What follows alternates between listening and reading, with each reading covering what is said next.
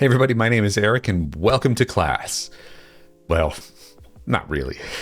Okay, but for real, I've been playing JRPGs for almost like 30 years now, and I still remember what it felt like to find the games early on that really just clicked for me, that gave me the feeling of, oh, this is what everybody's been talking about. And I want that for you. So today's video is dedicated to opening up JRPGs as a genre and helping you find the right point of entry. So before we get to that, as always, don't forget to like and subscribe. Leave your thoughts down below. If you want to chat JRPGs and more, I've got a Discord link down in the description. You can hit that up. So let's start with the first game here, which is my recommendation for complete beginners to JRPGs. So if you've never played a JRPG before and you want like the easiest entry point, Super Mario RPG is going to be the best possible way. And the reason why it works so well is it is removing the biggest barrier, unfamiliarity. You already know Mario by I mean, like, you know, he's like the most iconic character ever. So when it introduces some of these JRPG mechanics like menus and stats and turn-based combat, it's not going to feel strange to you because everything's wrapped in something that you already know. The story is really simple. Mario teams up with a couple of unlikely companions to recover 7 stars, and that's it. It's very funny, it's very well written, and it's got so much personality, and you're going to stay engaged all the way through. Everything's very memorable, from villains to the side characters, and there's some genuinely funny moments along the way as well. Now, combat is where it earns its place. Everything has a timed button press attached to it. Hit the timing right and something else happens, whether you do more damage or take less. I mean, it sounds like a small thing, but it completely changes the feel of battles. You are really engaged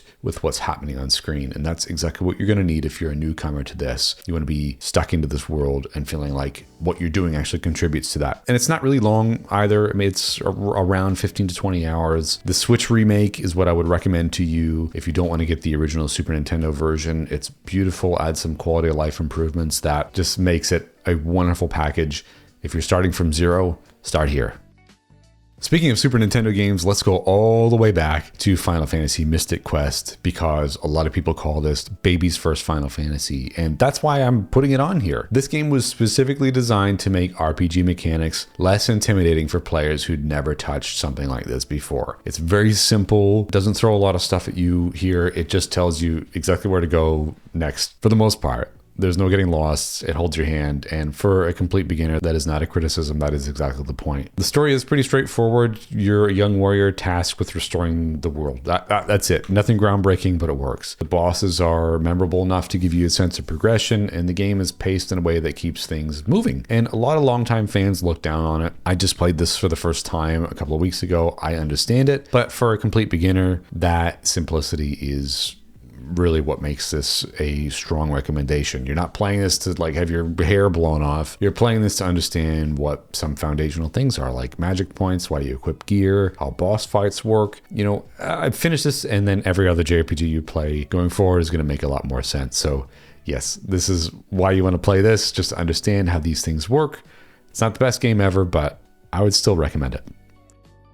Another Mario game, and this is one I haven't talked about enough on my channel, it's Paper Mario. This is for somebody who looks at JRPG battle screens and thinks, I don't know what any of this means, it's too overwhelming. And Paper Mario, yes, is technically turn-based, but it is still engaging. Everything has a action command kind of prompt. You might press A at the right moment to hit your hammer harder or jump harder on enemies or whatever else. It's very engaging. The progression in terms of leveling is pretty gentle as well. You get star points. You can choose what to upgrade or what not to upgrade. You get badges which you can put on your characters, which makes you more powerful. There's so many things here to find, and it gives you a great sense of customization without throwing everything at you at once. And the world is so fun to move through. The Mushroom Kingdom is reimagined as this flat paper world, and it's just a wonderful experience in a way that feels really effortless, not trying too hard to be something. It's just very charming. So if somebody told me they bounced off JRPGs because combat felt slow or maybe too passive,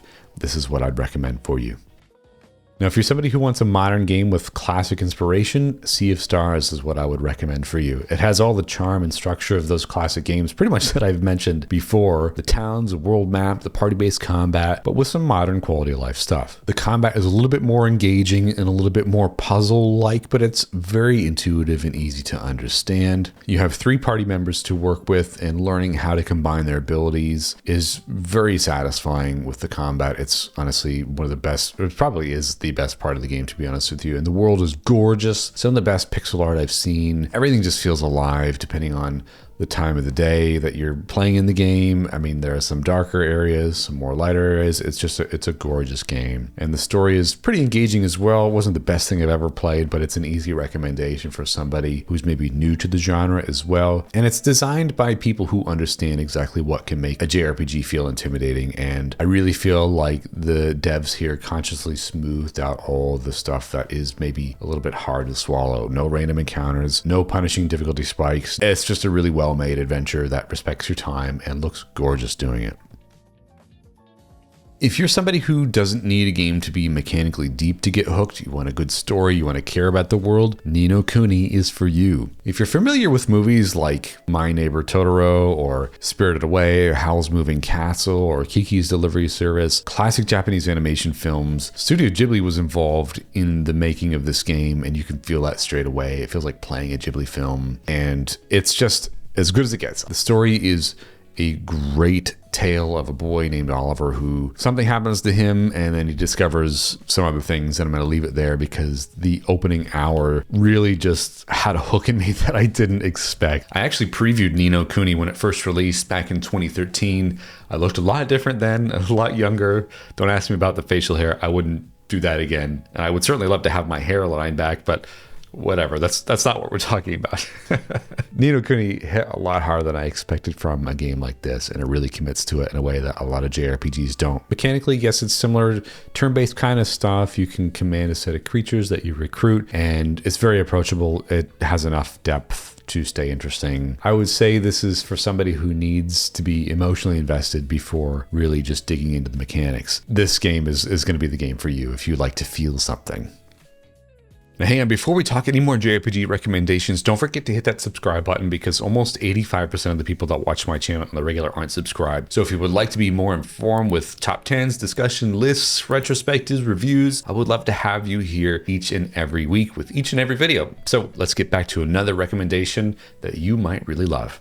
If you want to understand why people fall in love with JRPGs or fell in love with games and just in general, Chrono Trigger is for you. And so many people talk about it with so much praise. You would almost expect it to disappoint you, but it absolutely does not. I mean, it came out over 30 years ago. And this really is like the best of the best. Time travel is the premise. You and your party move between different eras from prehistoric times to post-apocalyptic future. Your actions in one period affect what happens in another. It sounds like it could be convoluted, but it is absolutely not. It's handled with so much clarity that it's so obvious as to what's going to happen next. This works really well as a beginner game because of how it handles combat. There's no random encounters. You can see enemies on the screen and you can pick and choose your battles. Like literally, battles are turn-based, but they have an active element as well. So there's always a sense of momentum. And you know what? It's just very engaging with the battle system. I love the dual text, the triple text, and the pacing is really great for a game of that time. No pun intended, I guess. I mean, every chapter is purposeful. The story is always moving forward. And honestly, I'm telling you, with the multiple endings, depending on when and how you finish the game, it gives it so much replayability. But if you finish this game, you're going to understand why people love this genre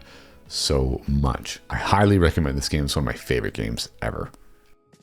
If you want something that's a little bit more traditional, Golden Sun 1 and 2 is what I'd recommend. This is a fantastic adventure from the early 2000s. This was a massive part of my childhood, and I replayed these games not too long ago just to see how they held up, and they held up quite well. This is set in a world of Wayard where a form of magic called synergy exists, and you play as Isaac and his friends, and you can solve environmental puzzles with that stuff. The story setup is pretty cool as well. I don't want to spoil anything, and it has a vibe to it that I just love all these years later. But the battle system is where it gets interesting. You collect these elemental creatures called the Djinn, and you can equip them to your party members in different combinations, and each Djinn you assign changes your character's stats and unlocks new things. You get these cool summons as well, and the depth of the Djinn system is the kind of thing that I think you're really going to like. It's really easy to understand. It rewards experimentation, and every time you figure out a new combination, it's just so fun. And the story from Golden Sun 1 leads into Golden Sun 2. You can even transfer over your save data. It's like the best duology in JRPGs. I'm going to go on record in saying that I love these games so much. And if you want to play them on Game Boy Advance, they're pretty cheap, or otherwise you can play them on the Nintendo Switch as well.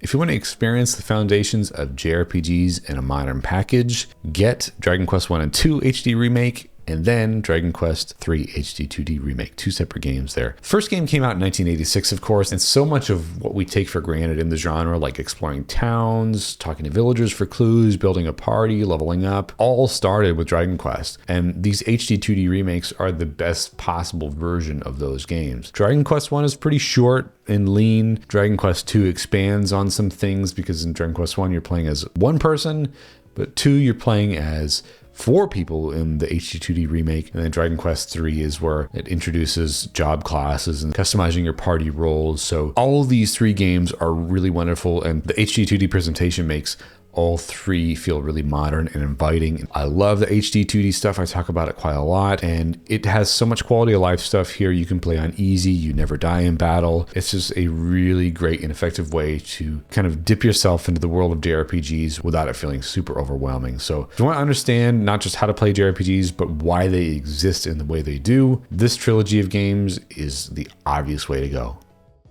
Now, if you want to discover classic Final Fantasy in your own way, not a 2-fer or a 3-fer, how about a 6-fer? How about that? I mean, one of the hardest things about getting into Final Fantasy is figuring out where to start. If you want to watch my Where to Start video, you can do that, but just get the Final Fantasy Pixel Remaster. You get Final Fantasy 1 through 6 in one place, and you can find your own way in. Final Fantasy 1 is obviously where the series began, but it establishes all the building blocks of the franchise. Final Fantasy 4 is where the storytelling starts to take center stage.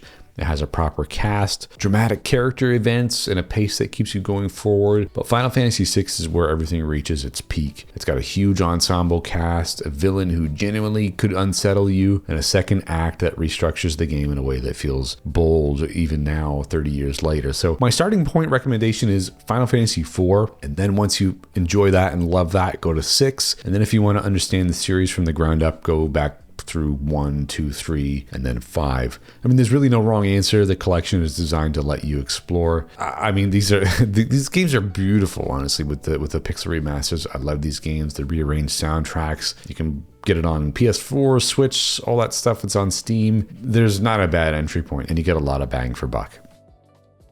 Now, this game came out a couple of months ago, and a lot of people called it baby's first JRPG, but I'm going to lean into that as a strength. Dragon Quest VII Reimagined. If you don't want to get into pixel stuff just yet, and you want a game that you can actually sink into, something that's going to take a lot of time, maybe 30, 40, 50, 60 hours, and you can play it on easy, Dragon Quest VII Reimagined is the game for you. In this game, you start on a small island. It's the only land left in a world that's mostly ocean. You discover a way to travel back in time and restore different islands that appear then in your time period once you solve like a mystery or a curse or a tragedy. It's really interesting, honestly. I think you're really going to like it if you like longer experiences. Of course, it uses classic turn-based combat here. It's very easy, and with a job system that's kind of sprinkled in, but you don't have to dabble within that, honestly, especially if you're playing on easy. You can just stick as you are, or if you want to experiment with some new moves, you certainly can. You don't feel punished for experimenting. Again, you can play on easy.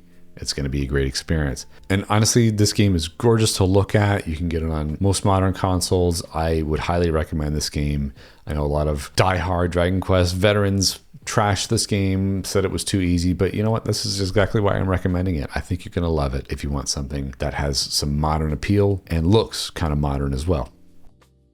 After over 100 hours as my son's first JRPG, technically, I'm happy to recommend Pokemon Legends ZA to you. Obviously, you guys know Pikachu, like Pokemon. It's a cultural icon at this point, just like Mario is. So if you've never played a JRPG, you've never played a Pokemon game, try Pokemon Legends ZA. Honestly, a lot of Pokemon fans are probably going to can me in the comments for having this. But again, having played this with my son as his first Pokemon game, first turn-based game, pretty much, you know what? I saw it happen right in front of me. This game is set entirely in Lumiose City. It's built around a urban redevelopment project that's displacing both Pokemon and people. It's a more focused, character-driven Pokemon game, and the action combat gives it some cool energy that feels a little bit more immediate than the traditional turn-based format from the other Pokemon games. And the JRPG DNA is all there. You're building a team, you're managing your party, thinking about matchups, because it's kind of got this rock, paper, scissors thing, you know, what elements are strong against others or weak against others, and you progress through a story with some escalating stakes. And again, this has some familiarity with Pokemon. I mean, if you're somebody my age, in my 30s now, I mean, you might have grown up with that stuff. It meets you where you are. And like I said, watching these things click with my son, you know, building a team, or maybe maybe even just picking who's cool, or finding out what time of day you can find specific Pokemon in, or where you can find, like, it's all fun, honestly. It's a good reminder of why these games work as entry points. There's enough here to spark genuine interest in what JRPGs can do, and that's exactly what a beginner game needs to accomplish. And this is honestly something you can enjoy if you're a JRPG veteran like me too. So there are my recommendations for you guys. If you are newcomers to JRPGs, I hope this helps break down the point of entry, or maybe even a barrier as well. You might have been looking at games like this and thinking, I don't know where to start, or these seem too difficult, or whatever. So I hope this helps. If it does, please let me know down below in the comments. I would love to know what you're starting with, or if you've played any of these games before as well, and if you would recommend some of these to newcomers to JRPGs as well. So thank you so much for watching again. Don't forget to like and subscribe, and we'll see you on another video next week. Bye-bye.